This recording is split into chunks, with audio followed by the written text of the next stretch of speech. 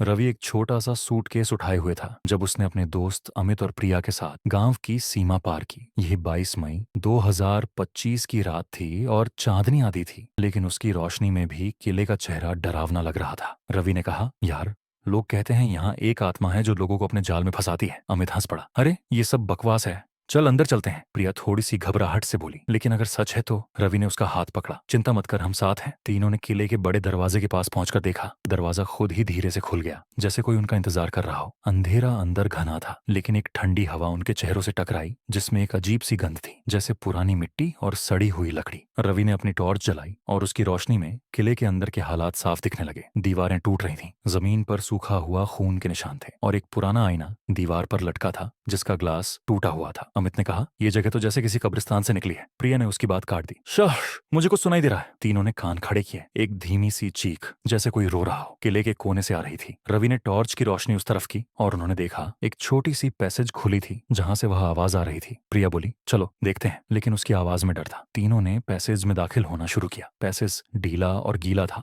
और हर कदम पर उनके पैरों के नीचे से मिट्टी की आवाज आती थी। टॉर्च की रोशनी में उन्होंने देखा दीवारों पर हाथों के निशान थे, जैसे कोई उन्हें बुला रहा हो। अमित ने कहा, ये किसी इंसान के निशान नहीं लगते, और उसने अपनी उंगली से एक निशान छुआ। उसकी उंगली पर एक लाल रंग चढ़ गया, जैसे खून अभी भी गीला था। रवि बोला, ये सब कैसे हो सकता है? ये खून तो पुराना होना चाहिए। अचानक पैसेज का अंत एक छोटे से कमरे में खुला। कमरा बिल्कुल अंधेरा था, लेकिन एक ठंडी रोशनी उसके बीच में से आ रही थी। वहां एक पुरानी कुर्सी थी जिसकी वजह से वह रोशनी आ रही थी, और उस कुर्सी पर एक चीज पड़ी थी, एक पुरानी तस्वीर जिसमें 3 लोग दिखते थे। उनके चेहरे सफेद और आंखें काली थीं। प्रिया ने तस्वीर उठाई और उसी वक्त एक अजीब सी हवा कमरे में चली, जैसे कोई सांस ले रहा हो। रवि ने कहा, यह तस्वीर हम तीनों की तरह दिखती है। अमित ने तस्वीर को नजदीक से देखा और चिल्लाया, अरे, ये हम हैं। तीनों एक दूसरे की तरफ देखा। उनके चेहरों पर एक अजीब सा डर था। तस्वीर में उनकी आंखें भी काली हो चुकी थीं, जैसे वे जिंदा नहीं थे। प्रिया ने तस्वीर फेंक दी और उसी पल कमरे की रोशनी हल्की पड़ने लगी। रवि ने टॉर्च उस तरफ की और उन्होंने देखा एक औरत का चेहरा। उसके बाल लंबे और गंदे, आंखें गड्ढों जैसी खाली, कुर्सी के पीछे खड़ा था। उसकी गर्दन टेढ़ी थी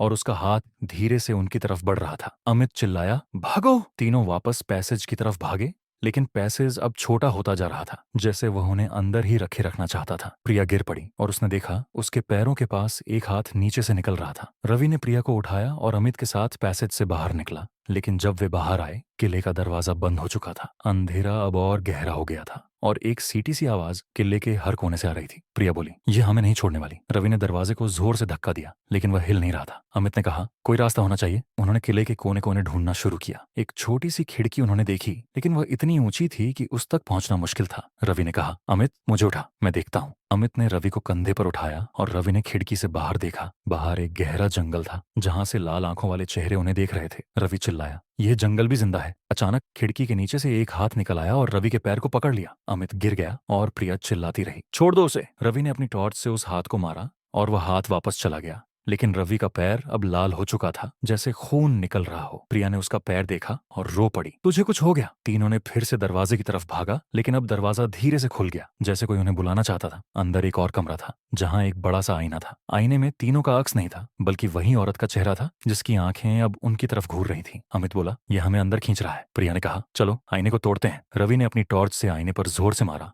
और आईना टूट गया। उसी पल एक जोर की चीख सुनाई दी और किले की जमीन हिलने लगी। तीनों गिर पड़े और जब वे उठे, दरवाजा वापस खुला था। वे जल्दी से बाहर निकले, लेकिन जब बाहर आए, गांव सा नहीं था, सिर्फ एक वीरान जमीन थी जहां से वे आए थे। रवि ने कहा, हम कहाँ हैं? प्रिया रोती हुई बोली, ये कोई सपना नहीं है। अमित ने अपनी जेब से मोबाइल निकाला, लेकिन उसमें सिग्नल नहीं था। रात अब और गहरी हो चुकी थी और एक धीमी सी आवाज उनके कानों में गूंज रही थी, जैसे कोई उन्हें बुला रहा हो। रवि ने कहा, चलो किसी तरह गांव तक जाते हैं। तीनों चल पड़े, लेकिन हर कदम पर उन्हें लगा कि कोई उन्हें पीछे से देखता है। प्रिया ने पीछे मुड़कर देखा, एक लाल आंखों वाला चेहरा उन्हें घूर रहा था। अचानक एक जोर की हवा चली और तस्वीर उड़कर उनके सामने गिरी। उसमें एक और चेहरा था, वही औरत का, जिसकी आंखें अब उनकी तरफ हंस रही थीं। रवि ने तस्वीर उठाई और चिल्लाया, ये हमें नहीं छोड़ने वाली। तीनों भागते रहे, लेकिन जंगल हर कदम पर घना होता गया। एक पल के लिए उन्होंने देखा एक पुराना बस स्टॉप था, जिसकी वजह से उन्हें रूट 13 की याद आई। बस स्टॉप पर एक पुरानी बेंच थी, जिसकी वजह से वे थोड़ी देर के लिए रुक गए। प्रिया बोली, यहाँ से शायद कोई रास्ता हो। अमित ने बेंच के नीचे देखा, एक पुराना खत था जिसमें लिखा था, जो यहाँ आता है वह वापस नहीं जाता। रवि ने खत पढ़ा और कहा, यह हमारे लिए है। उसी पल एक बस की आवाज आई,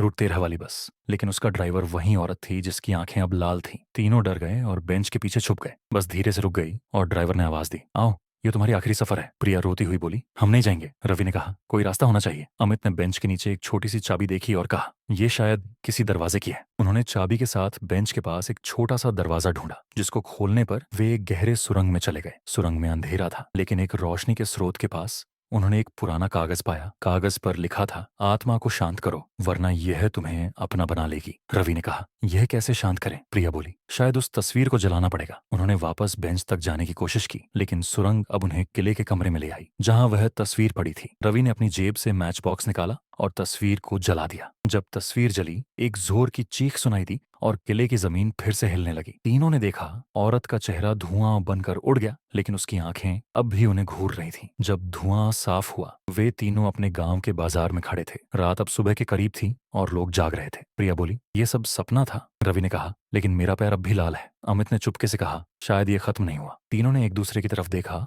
और उनके दिल में एक अजीब सा डर था। अगर वीडियो अच्छी लगी तो हमें लाइक और सब्सक्राइब जरूर करें।